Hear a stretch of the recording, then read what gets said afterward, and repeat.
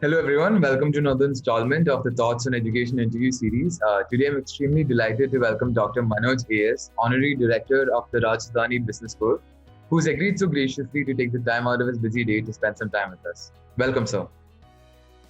Welcome. Thank you. All right. So before we proceed, I would like to give the viewers a little background of Dr. Manoj's experience and his career. Dr. Manoj is currently working as the head corporate OU, and he was earlier the senior knowledge officer of ICT Academy of Kerala. He's also the honorary director of the Rajadhani Business School.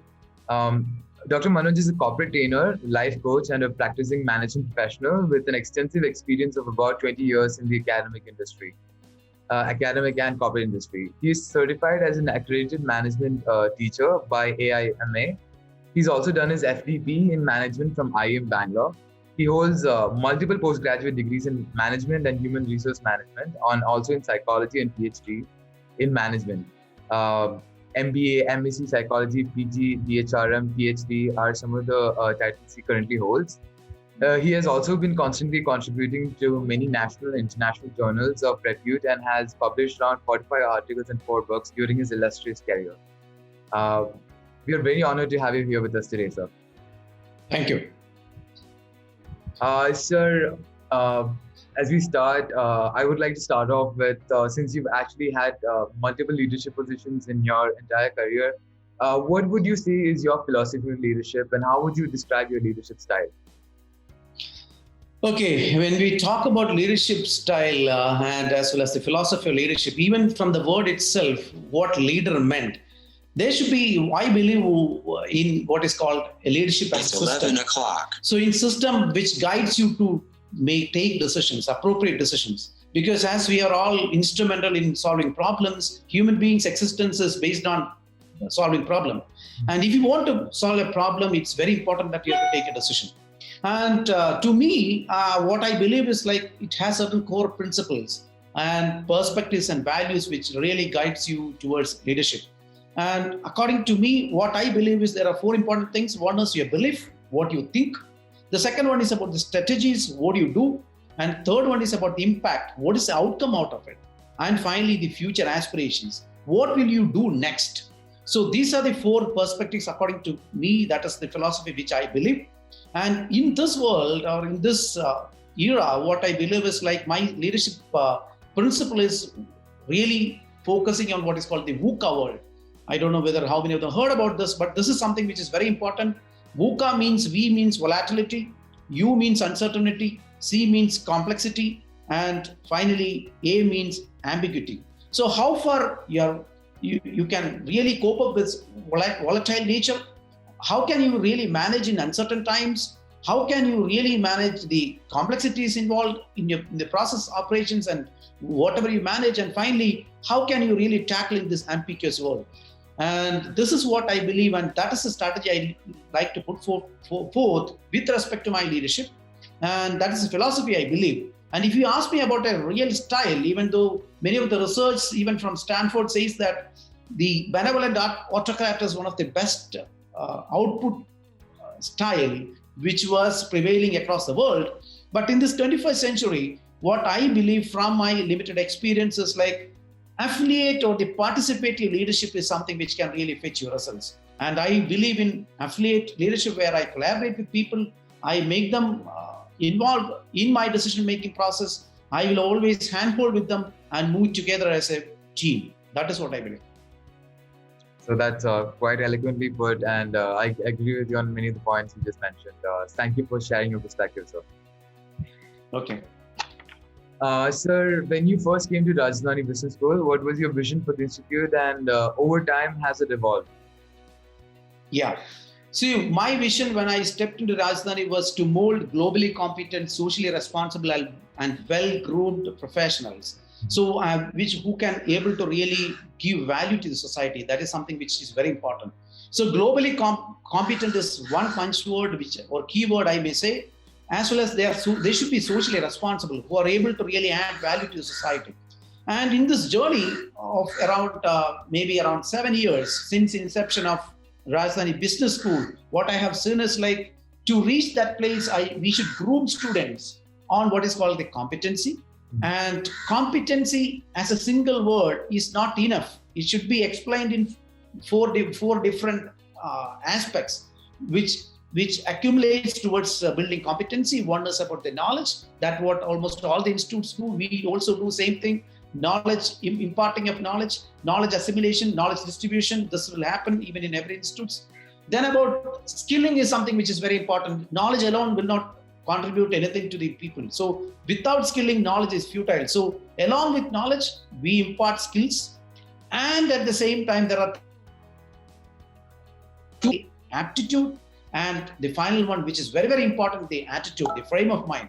So unless and until if they don't have a positive attitude and a passion to drive their desires or the dreams, then whatever competency they develop, that is not going to fetch them any results. So to become a globally competent, we give them the competency and skill. To add value to society, we give them what is called, we help them to handhold them to develop or to improve their aptitude as well as attitude. And so far, to my belief, what I have feel is like Rajadhani is really galloping towards that, and almost we have reached that level, that pinnacle state of this competency building, so that I think this will really help to achieve the vision of RBS. Absolutely, sir. And that is totally a wonderful vision. And I'm sure with leadership like yourself, you will most certainly reach the goals you've set for the institute. So thank you for sharing your perspective. Sir, over the next 10-year period, what is some of the top priorities for RBS, in your opinion? Yes, absolutely. See, it's a good question also. See, because there are mushrooming of B schools in India, there are plenty of B schools, and what is the uniqueness of your B school with others? That is a question most of the corporates ask. As I have a stint with corporates also, I have a blend of experience in academics as well as corporate. What I believe is like, we have to give some unique opportunities for the students to make them different from others. And for that, what we usually do is, and what we foresee for the next 10 years or the 10 years down the line is like, we have built where we give a strong industry academy interaction to the students. We connect with a lot of tier 1 institutes across the world, including institutes from outside India, like Singapore, Dubai, as well as a couple of universities in Europe, which will give them a real feel of how management education is taking place internationally. So we have some international connect, which we are also focusing, and we are really trying to make that spectrum big to include more and more universities and exchange programs. Then hand-holding with the industry mentors, even inside India as well as outside India. We have already tied up with some of the international giants like Apple, Microsoft. We have an Apple lab with RBS where we give them training programs on iWork, some of the Swiss softwares which they can use it, and we give them free iPads and Apple gadgets to them, and so that they will also understand the latest technology. And even as we connect with Apple as a company, they will train our students on that, and that is one of the focus which we are doing. And as we move forward, we are getting into more partnerships with companies like Salesforce, Oracle, IBM, so that we can deliver some of the value-added programs. At the same time, what we are also trying, I want to build some of the connect with some of the R&D organization. That is something where, that is the area where we have to improve, because R&D is the area, R&D, publication, research and development. These are the areas where people has to focus. As we have seen that maybe our ecosystem is not conducive for that, but it is very important that for any B schools of this nomenclature, it is very important we have to focus more on research and development, innovation. At the same time, we have to motivate students to really get into patents, get some ideas patented, so which can really gives an added advantage. So from 10 years down the line, these are the areas we like to focus more and really give more emphasis on students to come up with some patented ideas, as well as to present some of the ideas in the international context where they can really create their own dent in the universe. Absolutely, sir. So as you know, business analytics and project management tools are some of the key things the industry is looking for. So in that context, what are the different methods Rajadhani Business School is using to make sure the students are well versed with that?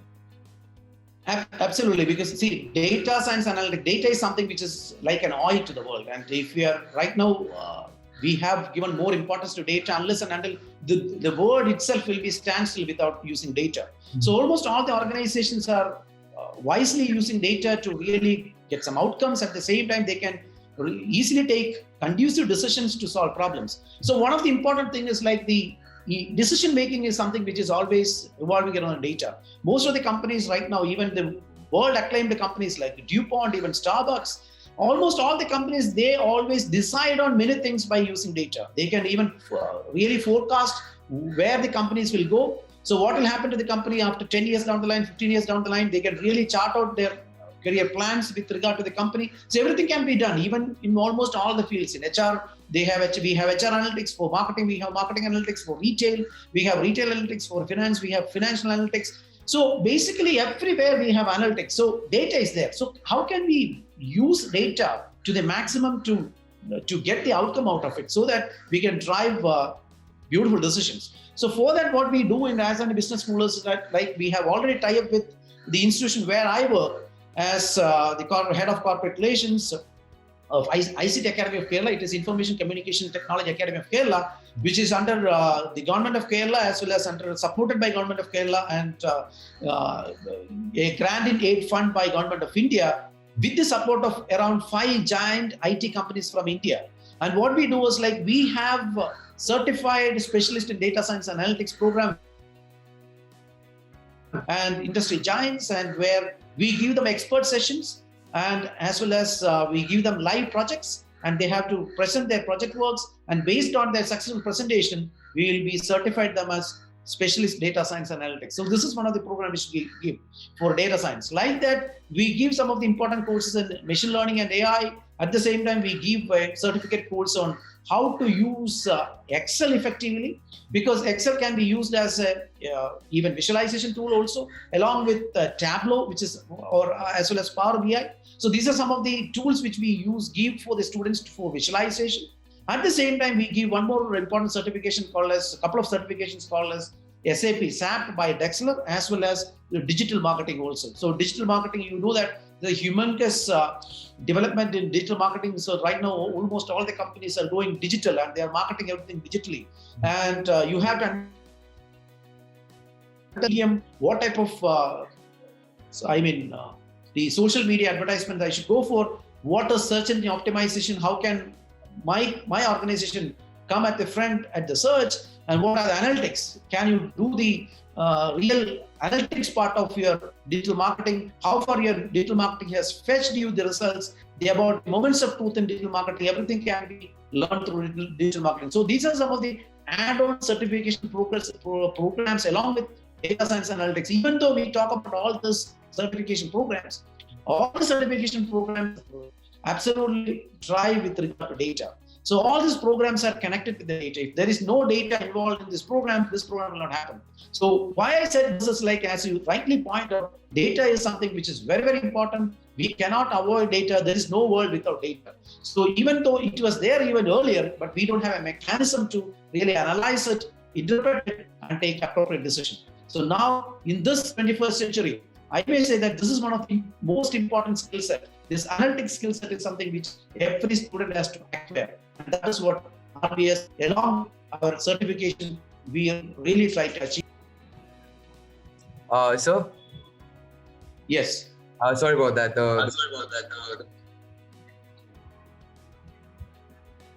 Hello?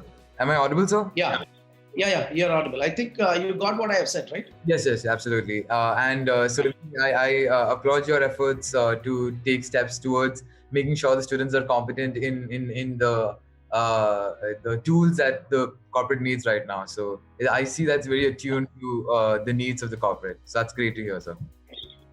Yeah. Sir, another thing that's as equally important in an institution is the culture and the learning environment. So how do you tend to establish a healthy relation and environment and culture in your institute? Could you speak? Okay, so when you talk about a healthy relationship, basically it's not an easy thing. Most of the times, what we have found out,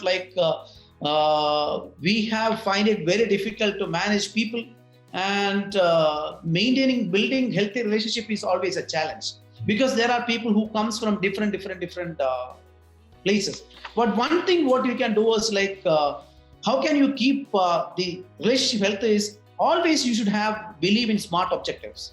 And especially one of the important things is you should be realistic. Whatever you set should be realistic, right? And that is specific, measurable, attainable, realistic, and time bound. So realistic objectives is something which is very, very important. And the next important thing is talk with each other. So right now, there is nothing called as you cannot just sit on the laurels of your hierarchy and say that, hey, I am so and so, so I will not come to you and speak to you. No. So gone are the days where we believe on rigid hierarchy. Now what happens is you have to talk with each other. You have to communicate with each other. That is something which is very important. So open, candid communication is very, very important for healthy relationship. Then the next third important thing is you should be flexible, right? Even as any person in this organization with responsibility and accountability, you should be flexible enough, and you have to fight for the fair. There should not be any bias. And next is about what is called as you should always keep a balanced life. That is also very, very, very important.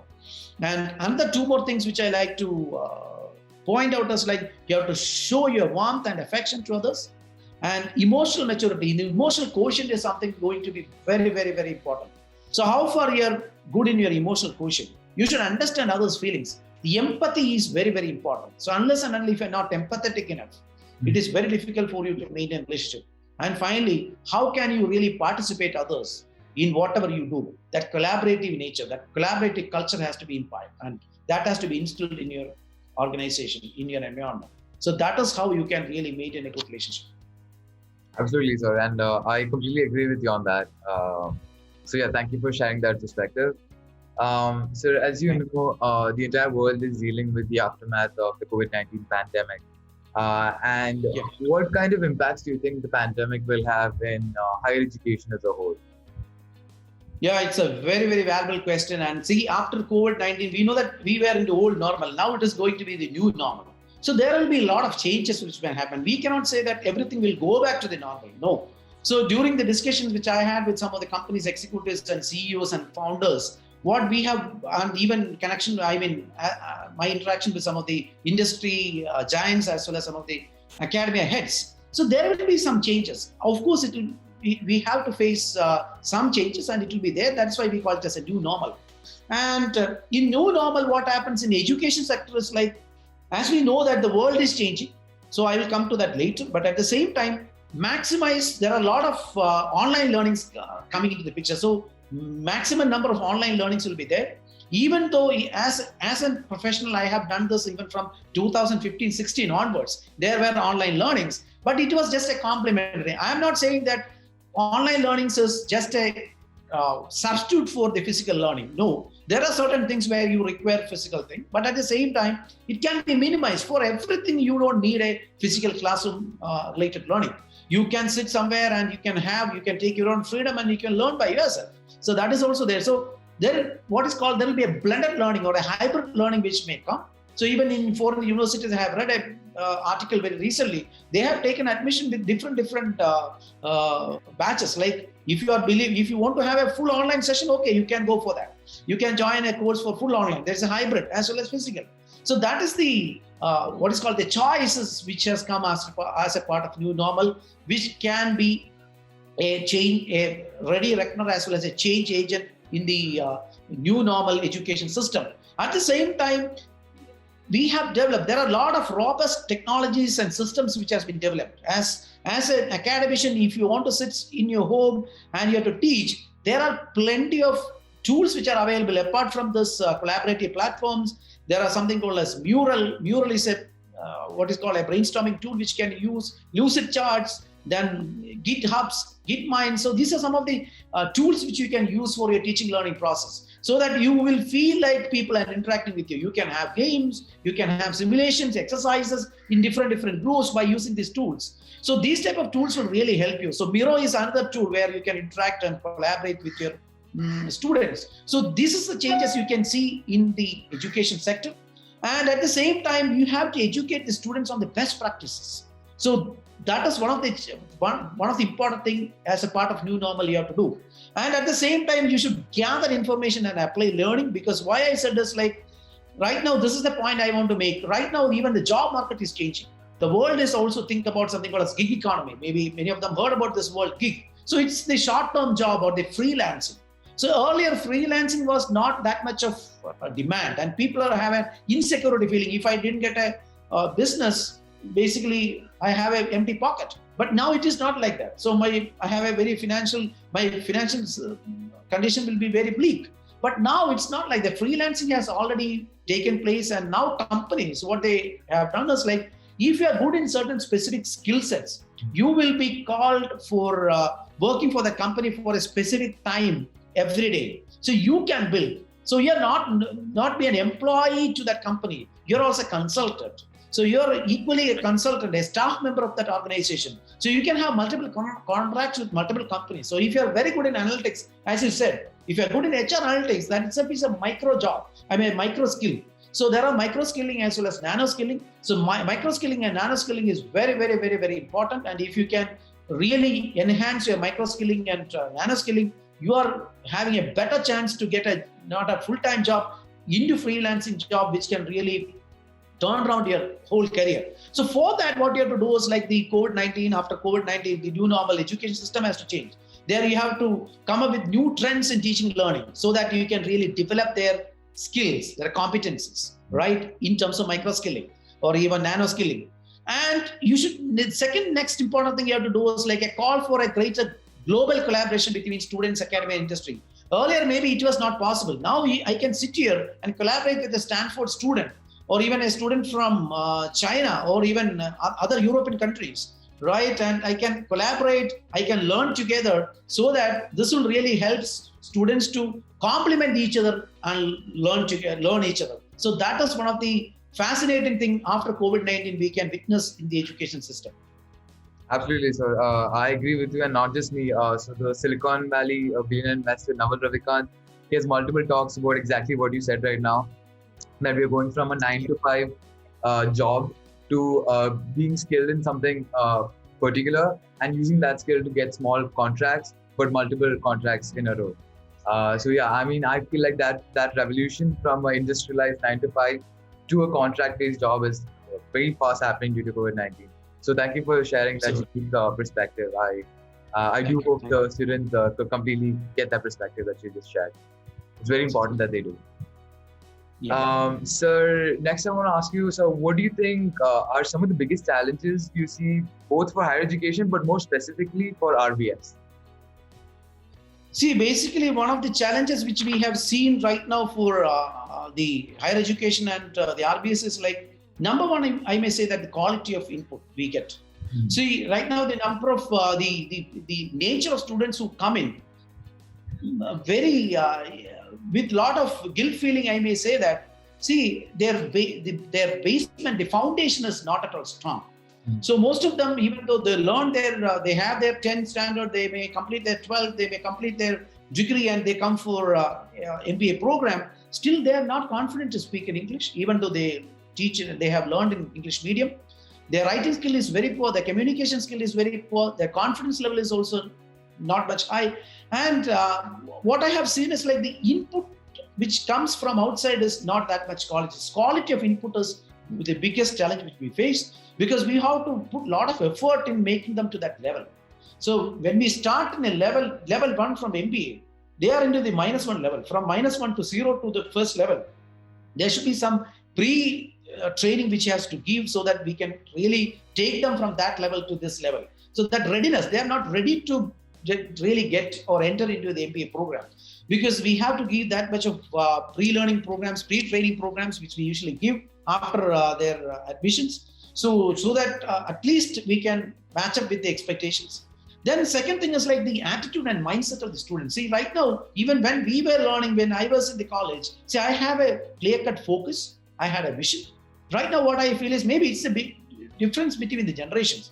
The Gen Z or the Gen Y, what happens is like maybe their the ingredient inside their blood is maybe different. Their innate thing is different, but still they should also focus a little bit. They should have a little focus, vision. They should have some responsibility and accountability. So responsibility and accountability is something which is very, very important.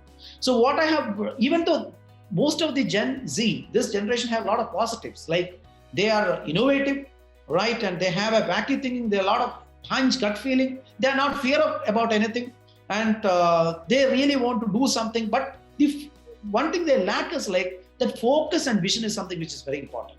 And that attitude, the frame of mind towards achieving that passion, that is something which is very important. And they have to go back to the basics and make sure that they should have an excellent communication skill.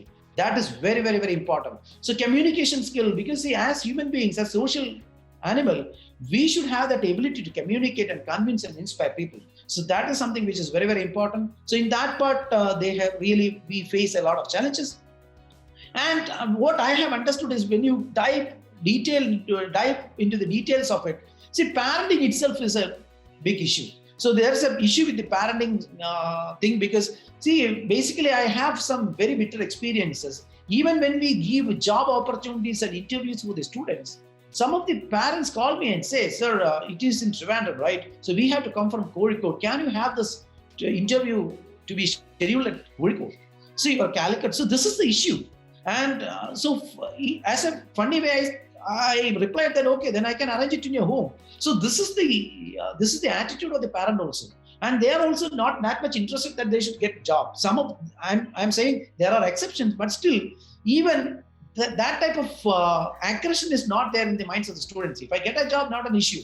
Even though they all talk about job and placements and all, but even they are not ready. And even the parenting is having a lot of issues. So they have to make sure, even as a student, my parent, the way they have groomed, maybe because of my generational differences, but still, they have a well-versed system in place. And they always say that you need a focus. And they gives us a lot of freedom. At the same time, we have to really do many things by our own.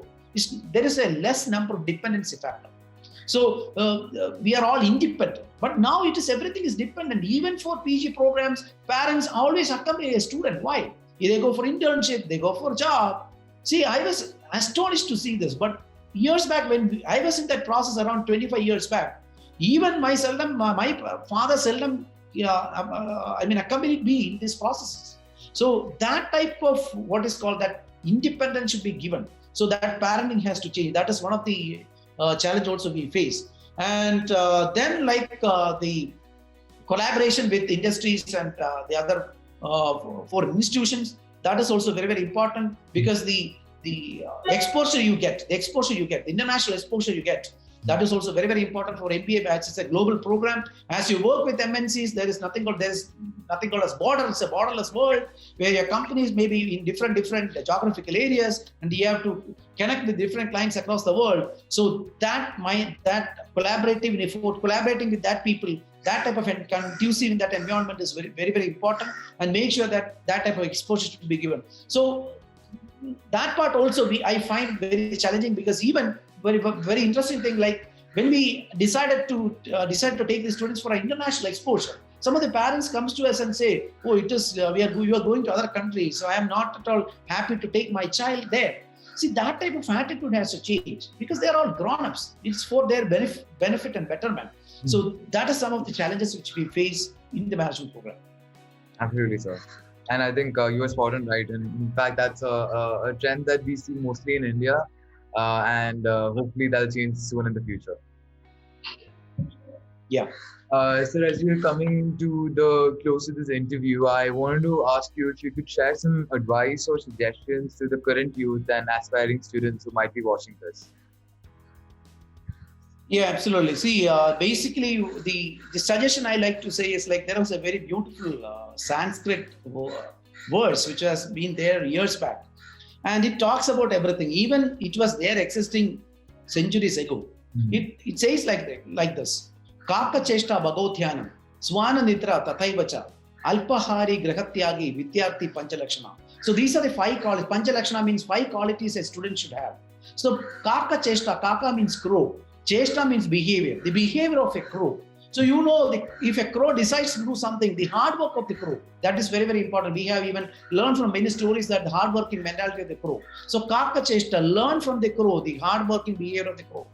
Bhagotyanam, Bhago means crane. The focus of the crane to catch the fish.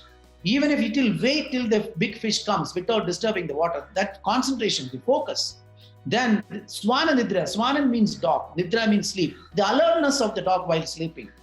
And Alpahari means, it doesn't mean that you should eat less. You should have the ability to filter things, understand the good, the right, the virtuous, whatever it may be, right?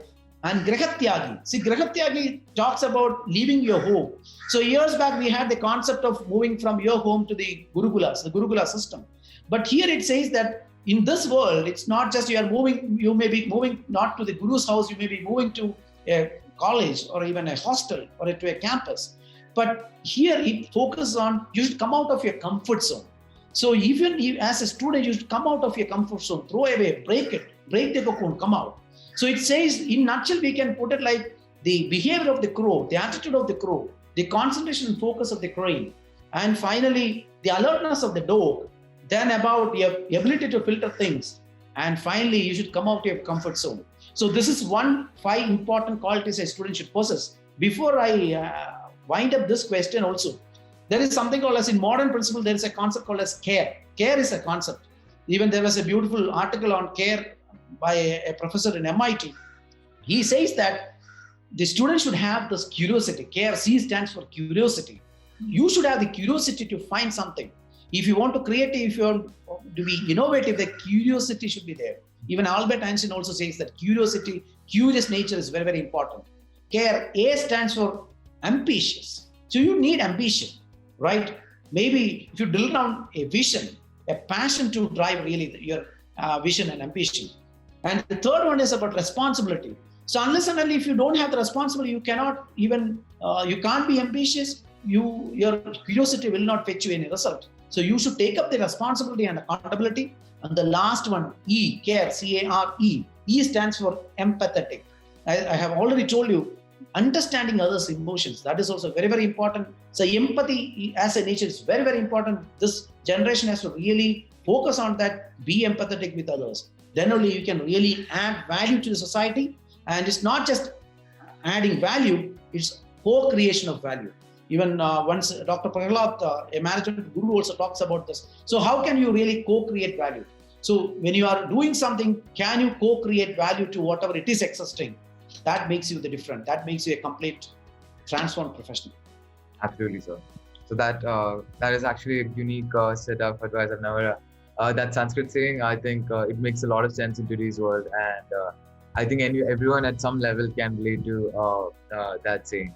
So thank you for sharing that perspective, and more importantly, I would like to thank you on behalf of Collegedunia and myself for this wonderful discussion. It was truly enriching. Thank you so much for taking the time out of your busy day.